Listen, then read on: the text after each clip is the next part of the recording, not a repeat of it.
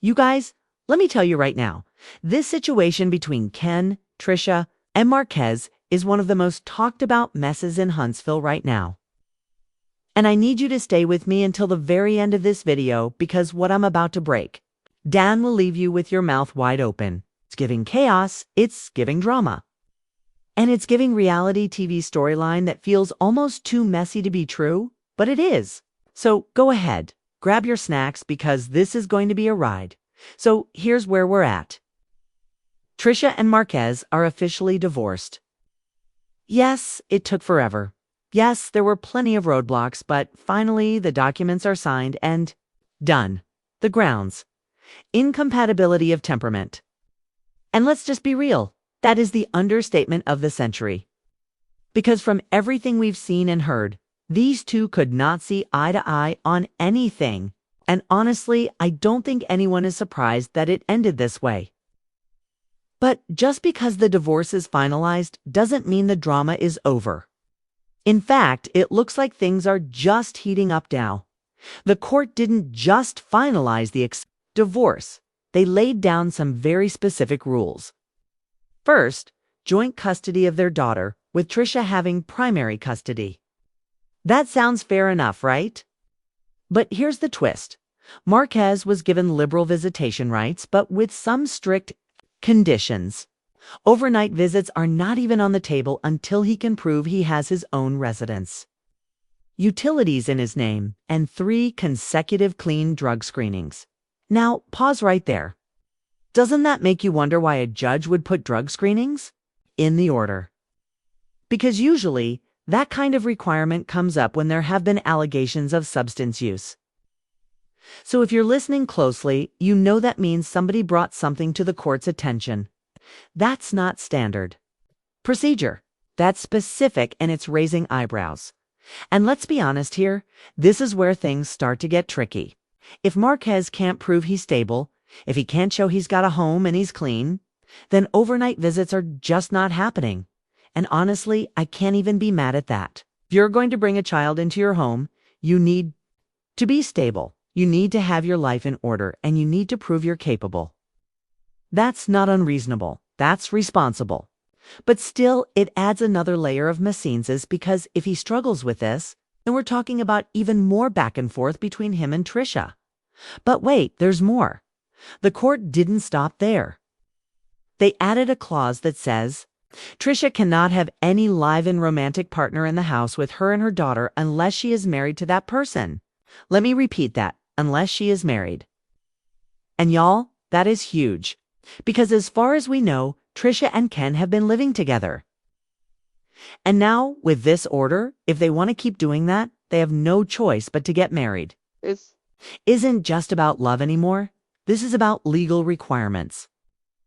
And it definitely puts pressure on Trisha in a way she can't ignore now. Let's talk about how unusual this is. You don't usually see court orders spelling this out. It's very specific, which tells me Marquez must have pushed for this. Maybe he claimed Ken was a danger. Maybe he wanted restrictions placed on who's around his daughter. But whatever it is, it made the judge put that in writing. And that's not small. That's major. 'Cause now Trisha has to make a choice. Either she marries Ken or he has to move out. And not only that, but this is effective immediately. By 5 p.m. on August 25th, Ken was supposed to be out of that house if they weren't married. Effective immediately, honey, not next week, not next month. Right now, so tell me this. How are they going to police that? Because, and I know that when 2 people are in a relationship, they spend a lot of time together. Ken is over at Trisha's house 3 weeks in a row, then gone for a week, then back again. Is that living there or visiting? What even counts as living in? Because if you ask me, that leaves a lot of room for loopholes. And let's not forget, Ken is a truck driver, which means he's on the road a lot anyway.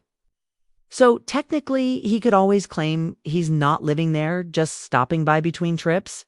This could get very messy very quickly. And you already know that somebody is going to end up back in court fighting about it. Now, here's the other part that really makes you stop and think. For the longest time, Trisha has seemed very hesitant about marrying Ken. She enjoyed having him around, enjoyed the benefits, but when it came to making it official, she always had excuses. First, she was still married to Marquez, so she couldn't marry Ken, but now that the divorce is finalized, that excuse is gone. So what's left? If she still drags her feet, it's going to be very telling. 'Cause, let's be honest, how long? Can she keep stringing Ken along before he wakes up and realizes maybe she just doesn't want to marry him? And honestly, if you've been paying attention, you can already see cracks forming. Ken has been talking with Will, questioning whether he really wants to stay with Trisha, wondering if she's worth it. Now, I personally think some of that is storyline because, let's be real, the show thrives on mess. But still, you can't ignore the fact that Ken has to be feeling the pressure. How much longer can he keep settling for being Trisha's backup? Plan before he decides enough is enough. And let's talk about Trisha for a second. I don't know what it is about her, but she always seems to have somebody wrapped around her finger. It's because, honestly, she doesn't come across as fun or exciting. Okay. And yet Ken acts like she's the best thing that's ever happened to him. Maybe that's love. Maybe that's comfort. Maybe that's just him thinking he can't do better. But whatever it is, it's keeping him there. And y'all, everyone has someone who loves them no matter what, even if the rest of the world doesn't see it. Maybe that's what Ken is for, Trisha. He's that one person who will stick by her no matter how messy things get. Now, here's another thing that's raising eyebrows. Marquez was ordered to pay $300 a month in child support. $300. I don't know about y'all, but that sounds very low to me. That's grocery money, not child-raising money. And it makes me wonder if Marquez is really struggling financially right now. Because usually, child support is based on income, and $300 suggests he doesn't have much coming in. Either way, it feels like Trisha is going to be carrying most of the load financially, unless Ken is really stepping in to help her out. But here's the kicker. The judge also ruled that their daughter cannot appear on the show. No image, no name, no likeness, no nothing. That child is off limits, period. And that's a big deal. Because if you've been watching, you know that so much of Trisha and Marquez's drama has revolved around their daughter. Picking her up, dropping her off, fighting about parenting. And now with this ruling, all of that is off the table. They can't use her as part of their storyline anymore. And honestly, that might actually cut down on some of the mess. Because without the child in the middle, what else are they going to fight about? And let's not forget, this isn't the first time Huntsville courts have made this kind of decision. Remember how the M&M kids weren't allowed to film? Same thing here. It seems like the judges don't play when it comes to kids being on reality TV. They don't like it. They don't allow it. And they're making sure these kids are protected. And honestly, I can't be mad at that. At least the children don't. Have to be dragged into the chaos. So where does this leave us? Well, Trisha has some big decisions to make. Does she marry Ken to keep him in the house? Does she let him go and try to figure things out on her own? And what about Ken? How long can he keep settling before he realizes he might be better off walking away? And Marquez will. He'd be able to step up, get stable, and really be there for his daughter. Or will the drug screenings and housing requirements keep him from moving forward? These are the questions we need to keep asking. And trust me, the answers are going to be juicy now. I need you to stick with me, because as the season continues, we're going to see how all of this plays out on screen. The drama between Trisha, Ken, and Marquez isn't over, not by a long shot. And with other cast members, like Martell still stirring the pot, Melody Shari focusing on her growth, Letitia and Marsau Scott trying to keep their marriage intact, and Maurice and Kimmi navigating their own issues.